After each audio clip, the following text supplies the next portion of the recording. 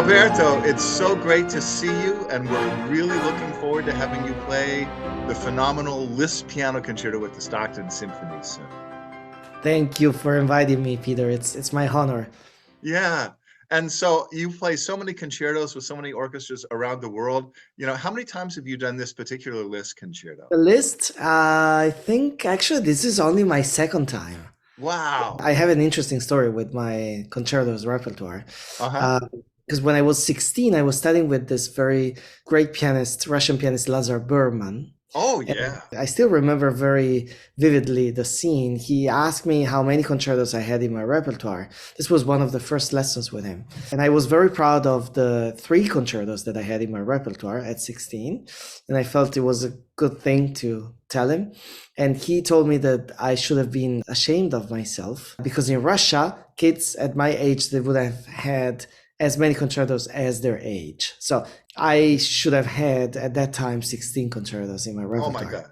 Of course, I thought that he was out of his mind and this was not something that could be possible. But then, starting to play concertos, and I was asked to learn so many, I started to get closer and closer and closer. And now I'm 45 and I have 45 concertos in my repertoire. Wow.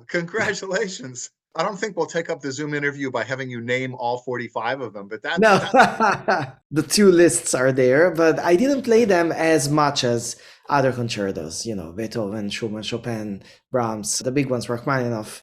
regarding the Liszt concerto, maybe especially this first one.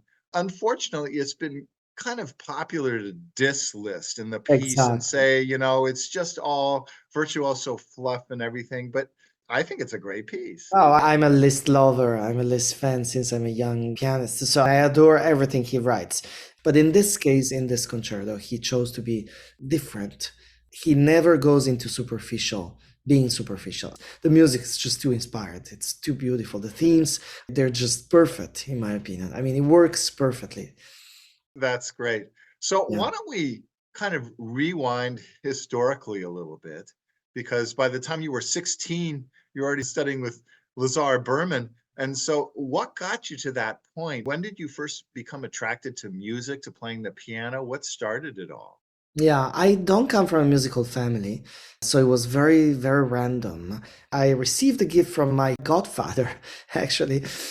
He gave me this little keyboard, like 2 octaves, not more than that. Oh, There's a picture of me at 3 playing that keyboard. Uh, three. yeah, that's how everything started. I didn't have a teacher. I was lucky enough to have perfect pitch. So I was finding melodies, and my parents noticed that I was spending a lot of time at the keyboard without even knowing anything about music. And so they decided to apply for a few lessons for me. And the teacher, she gave me maybe, I don't know, like 5 or 6 lessons. And then after only a month, she told my parents that I would need a real teacher because apparently she was not very good, but she was incredibly bright in understanding that I had some talent, and told my parents that I also needed a piano and that keyboard was not good enough. And so that's how I got my first upright, and that's how everything started. But it was a very, very new world for us. So when you were growing up all those years and playing the piano, did that earn you respect or did people make fun of you? It was cool and at the same time it was strange. Yes, I was a soccer lover. I was playing soccer a Uh-huh. lot. And of course, I was giving up so many opportunities because I had to practice. But then when I entered competitions at 15, I won my first prize. My classmates, my friends would look me in a different way, and that was cool. And I think at that time, I decided that I wanted to devote myself and try my best and see where fate would take me. And I did. And then step by step, I got my degree and I won another competition.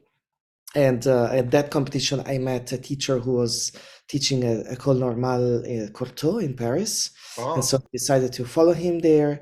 And while I was studying in Paris, I met my wife and I won Cleveland competition. Two events that changed my life, basically. and so what is your life like now? I mean, everybody has sort of a different carburetor mix of the activities they do, teaching, Oh, playing yeah. chamber music, recitals. Yeah. concertos. What's it like for you? Well, this is a very good example of how our life is. I was teaching on Monday and Tuesday in Europe, in Lugano, in Switzerland. And then Wow. I flew here yesterday. I rehearsed the whole day today. Now I will have 4 days of recording, and then I'll come to you and I'll play List One. And then I'm flying to Bucknell University in Pennsylvania to give a recital and a masterclass. So it's all different repertoire.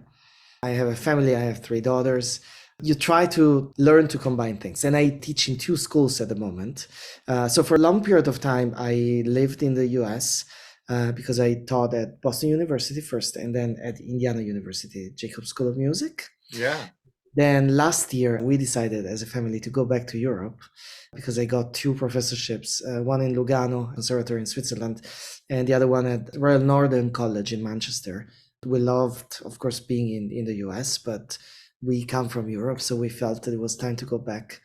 And so at the moment, I'm teaching in Switzerland and England and traveling around the world. I was in China for 2 weeks in December, right before Christmas. So that's what it is. What an incredibly intense and wonderful schedule. Are you able to sleep on a plane?